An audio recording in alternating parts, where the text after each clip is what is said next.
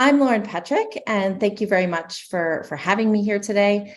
Today, I'll be talking about the exposome and pediatric cancer.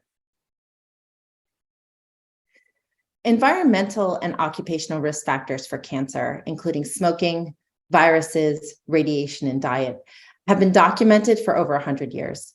These examples highlight the importance of the environment in initiating cancer and in reprogramming the DNA within cells to sustain cancer growth. Yet, there are still many exposomic factors of cancer, especially pediatric cancer, that are still unknown. As we all know, exposomic research aims to characterize all physical, chemical, and biological components collectively in the human external and internal environment, and investigate the internal molecular, physiological, and health-related effects of these exposures. Exposomics is the study of direct measures. One technology that has been developed in the last decade is using mass spectrometry-based untargeted analysis, either liquid chromatography or gas chromatography, to measure metabolite and chemical profiles in a biological fluid like blood, urine, or saliva, to accurately measure exposures and biological effects of these exposures that are linked with cancer initiation and growth. In this way, untargeted assays capture the metabolome, part of the exposome, and the downstream outputs of the genome. However, in terms of pediatric cancers, these methods are largely not used. The current evidence surrounding environmental risk factors have come almost exclusively from case control studies using questionnaire data or indirect measures where recall bias are potential concerns. Biological measurements have been used to quantify chemicals that enter the body that represent the integration of all routes of exposure into one measurement. Unlike the untargeted assays, which are an unbiased technique, in a typical biomonitoring assay, a hypothesis-driven panel of chemicals is selected and measured quantitatively. Using this technique, there are several chemical classes of environmental chemicals that are suggested risk factors for different cancers, almost exclusively found in adult populations. Here in this table are just a few selected examples and include melanoma, breast cancer, thyroid cancer, and others.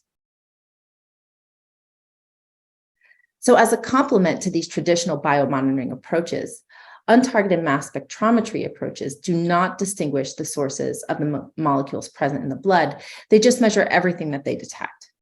Thus, this approach links direct measurement data in the form of chemicals and metabolites simultaneously to allow us to examine how chemicals impact endogenous metabolites. And so here lies an example of the breadth of exogenous chemicals and endogenous metabolites identified during an LC-MS data acquisition. So on the left, this circle plot shows endogenous metabolites in red and the exogenous chemicals in gray. Oops, sorry. These are measured in maternal pregnancy blood from 295 women. So a subnetwork illustrates correlations between endogenous and exogenous chemicals. And this includes PFAS chemicals, parabens that are correlated with hormones, fatty acids, and other endogenous metabolites. And in this way, untargeted analysis is particularly advantageous when there's limited sample volumes available, like in pediatric populations. So while this study, as well as others, demonstrate the diversity of endogenous and exogenous exposures, which can be captured in these experiments, there are still several distinct limitations, especially for children's studies. Untargeted analysis of serum and plasma provide only the current body burden information. Thus, the timing and the magnitude of exposure is unknown. In addition, retrospective biomonitoring is only possible if samples have been previously and properly collected and archived, which is difficult in rare diseases like pediatric cancers. Finally, the invasiveness of venous blood collection typically precludes the enrollment of infants and children in these studies.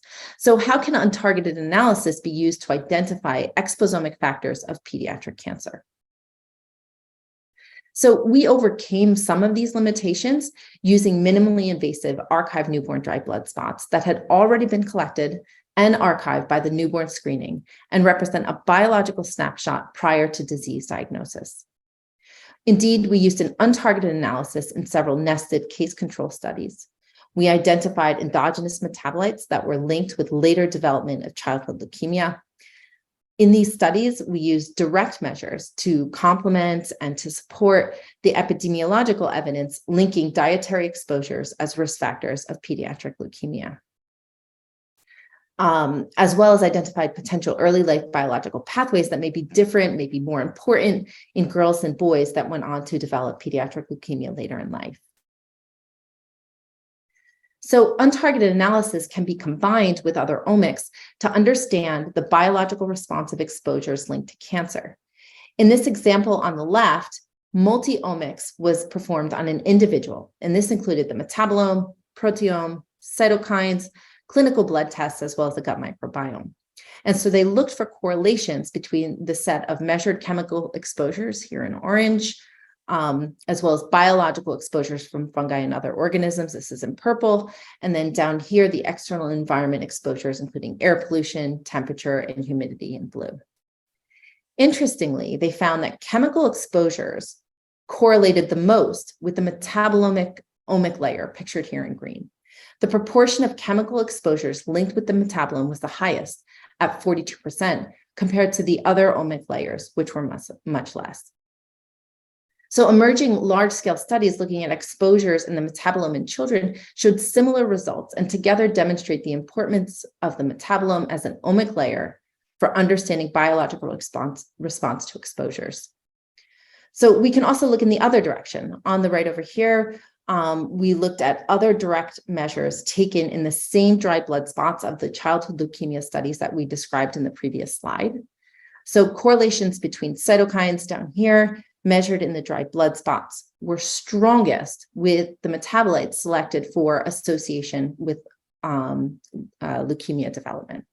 So this is compared to correlations with dust levels, maternal infections, as well as albumin adducts that were also measured in the dried blood spots.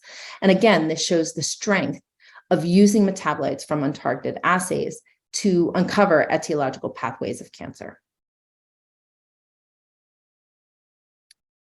So PFAS chemicals, for example, are recently emerging as potential risk factors in several adult cancers, including renal cell carcinoma, hepatocellular carcinoma, and thyroid cancer. Since untargeted assays capture signals in an unbiased way, they can be remined even years later to look for chemicals of emerging interest. And so here we were able to go back in the dry blood spot leukemia data that we had collected several years prior and pull measurements of several PFAS chemicals. I'm showing you just a few examples of the PFAS measured in those DBS from the leukemia data, while the figure over here shows PFAS levels decreasing in time, which is consistent with observed temporal trends. And these are from dry blood spots from the Sweden Biobank. So my point here is that remining data, particularly for pediatric samples, which are resource limited, is a cost-effective and time-efficient way to test new hypotheses as chemicals of interest are emerging. So finally, I'd like to mention some additional sampling devices that show promise for facilitating exposome research in pediatric cancer. And we've already discussed dry blood spots from newborn screening as a retrospective way to look at early life exposures. So similarly, devices that collect capillary blood from a heel or a finger prick via lancet include microsamplers that can be collected at home without expert training. So you can see here from the photo, you sort of take one of these pens and you just touch it to the blood droplet and collect a quantitative volume of less than 30 microliters of blood, which is much more amenable to pediatric populations, even if you want to take repeated measures. So we've also recently explored using primary teeth, which are naturally shed during adolescence. And so these teeth are a retrospective sample for interrogating prenatal exposures, since you can actually cut the tooth in half and analyze distinct fetal and postnatal tooth fractions, collecting information on chemicals, metabolites, and exposure timing. So I've focused on internal measures in my examples, but there are also external measuring devices such as silicone wristbands, mobile device apps, personal air monitors, and many more for collecting exposome data. And since these are minimally or non-invasive, we need to think about integrating these measures across biological samples and external measures, which can help unravel sources, exposures, timing, initiation, and progression in pediatric cancer studies. So I just want to thank you so much for your attention and, of course, acknowledge the NIH and EPA for the support for this research. Thank you very much.